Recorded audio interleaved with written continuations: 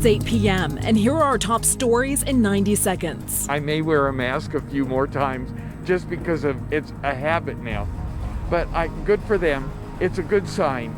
We're opening up. Tonight, we have in-depth coverage of Colorado's largest grocery chains lifting their mask mandates tomorrow. I think it's about time. King Soopers and City Market will no longer require masks for vaccinated Coloradans. And if you're uncomfortable, then put your mask on. I know that sounds rude, but I'm just over it now at this point. But doctors question if this is too early. It kind of makes you wonder, are we going to start to see spikes again? Charges are filed against 2 officers involved in the arrest of Karen Garner. We have 2 former employees that were charged with crimes. They do not work here. So our reaction is extreme disappointment. And for the first time, Denver7 hears from the Garner family. I feel like they think that they're above the law, and they're the ones that are supposed to be protecting all of us. Plus, the city of Aurora looks at new safe spaces for those experiencing homelessness. We could have some sort of site that is structured and available for folks to go to. I think that provides us a great alternative. And this year's Pride Festival in Denver will not include police participation. In the context of the Black Lives Matter protests last summer, we really felt like we got to a point where we couldn't remain neutral any longer.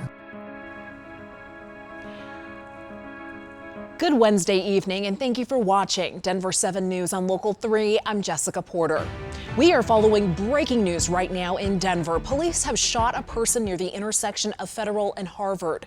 Police say that person has been brought to the hospital with injuries, but have not said what led up to the shooting. No officers were hurt. They plan to hold a press conference any minute, and we'll have that streaming live on the Denver7 Facebook page.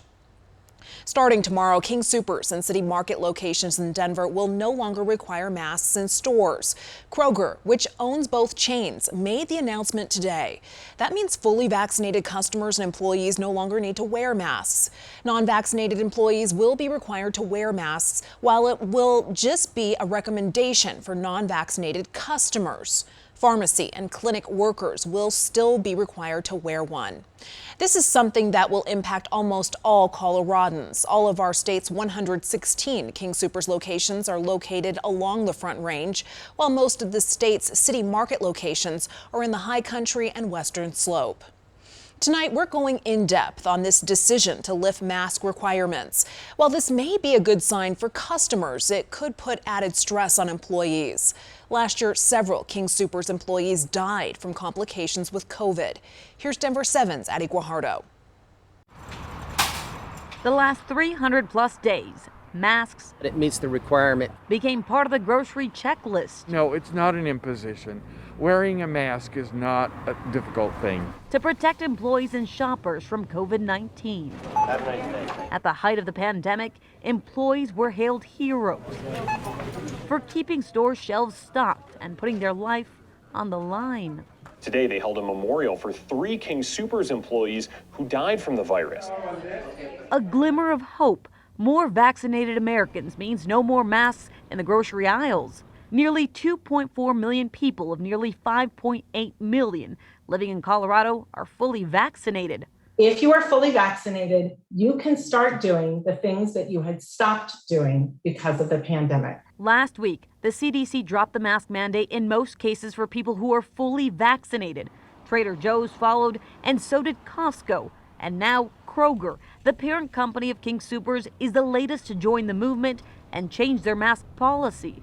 I think it's about time. Starting Thursday, fully vaccinated shoppers and employees will no longer need to wear masks. Non-vaccinated employees and those working in the pharmacy must continue to wear a mask. The company is asking shoppers who are not vaccinated to also keep their masks on. The vaccinations, I think, have shown to be highly efficacious. If you're uncomfortable, then put your mask on. I know that sounds rude, but I'm just over it now at this point. I'll be back to King Soopers. I may wear a mask a few more times just because it's a habit now. But good for them. It's a good sign.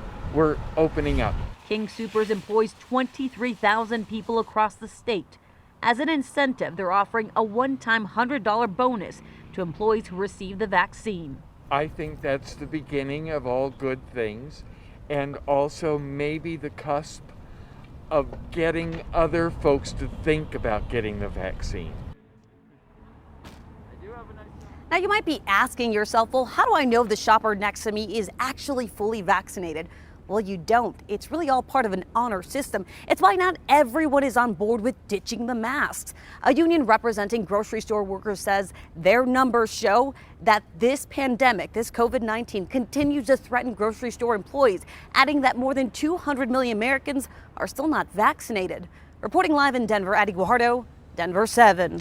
Addie, thank you. And as part of our coverage, it is important to remind you what fully vaccinated actually means. Per CDC guidelines, people are considered fully vaccinated 2 weeks after their second dose in a 2-dose series, such as the Pfizer or Moderna vaccines. The Johnson & Johnson is a single shot. You are fully vaccinated 2 weeks after that dose. Health experts are split on whether allowing people indoors while maskless is a good thing. Denver7 digital producer Oscar Contreras spoke with Dr. CAMILLA SASSON, who is an emergency medicine physician who has been on the front lines of the pandemic. But as a business owner, how do you determine who's safe to take their mask off and who's not? And I think in some ways that guidance has made it really confusing, not only for the folks who are owning those businesses now, who have to try to figure out what are they going to do with this kind of changing guidance, but then also for us as the folks who want to, patrons who want to go into these different restaurants and bars and shopping malls and really restart our life again. It kind of makes you wonder, are we going to start to see spikes again? And as a frontline doc, that's what makes me really, really nervous. You can read Oscar's full story along with our in-depth coverage on the new mask guidelines right now on thedenverchannel.com. The pandemic has taken a big toll on business in downtown Denver. City leaders hope baseball's All-Star game will help, but the past year has left a lot of downtown space vacant. Retail sales tax collections was down 42% last year in downtown Denver. Across the entire city and county of Denver, retail sales tax was down 15%. There is room for new growth, however. There are 176 vacant ground floor spaces right now. While it is sad those spaces have become vacant, it allows for new entrepreneurs and businesses to move in. Today, 2 of the officers involved in the arrest of 73-year-old Karen Garner in Loveland were charged. Former Loveland police officer Austin Hopp is now charged with second-degree assault, attempting to influence a public servant, and official misconduct. Hopp is the responding officer who took Garner to the ground last year. Daria Jalala was the second officer on the scene. She is charged with failure to report use of force, failure to intervene, and first-degree official misconduct. Loveland's police chief said today that the officers on his staff now know right from wrong, but Garner's daughter thinks even more needs to be done. Our officers that work here right now are integrity-based. They have ethics, they have duty, they work so hard. So I don't believe they need to have a message sent to them because they already know right from wrong. I feel like they think that they're above the law and they're the ones that are supposed to be protecting all of us. I just want justice for my mom. Loveland police say the majority of officers have now undergone Alzheimer's awareness training and that additional de-escalation training is planned. At least 2 men remain on the run after allegedly trying to help someone escape from the Lookout Mountain Youth Services Center in Golden this morning. Their attempts to free 18-year-old Ernesto Ontiveros using rocks and rope thrown over the fence were unsuccessful. The suspects did fire a gun at least twice before they drove away from officers. No one was injured. 3 Inglewood police officers have been released from the hospital and are now resting at home. All 3 were injured when they were hit by a 22-year-old man driving a stolen vehicle yesterday. Officers did shoot at that suspect, who later died at the hospital. His name hasn't been released yet.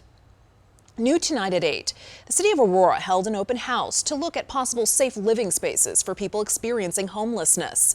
The open house included tiny homes on pallets, camping sites, and shower trailers as possibilities. The purpose of the event was to figure out what's best for community members and for people experiencing homelessness. We're hoping by setting up an alternative shelter solution that we would have more capacity for shelter and be able to ultimately move more people into permanent supportive housing quicker. Tomorrow, Aurora Mayor Mike Hoffman plans to propose a camping ban within city limits. He says the majority of people in the city are sick of trash created by these camps. We hope you can continue to help the family of 6 Colorado Springs people murdered while celebrating a birthday party. To date, the Colorado Healing Fund has raised only $8,200 for their loved ones. In comparison, more than $4 million was generated in the wake of the King Soopers shooting. If you would like to give to either cause, please visit the Colorado Healing Fund's website. Donating only takes a second, and we know every little bit is appreciated.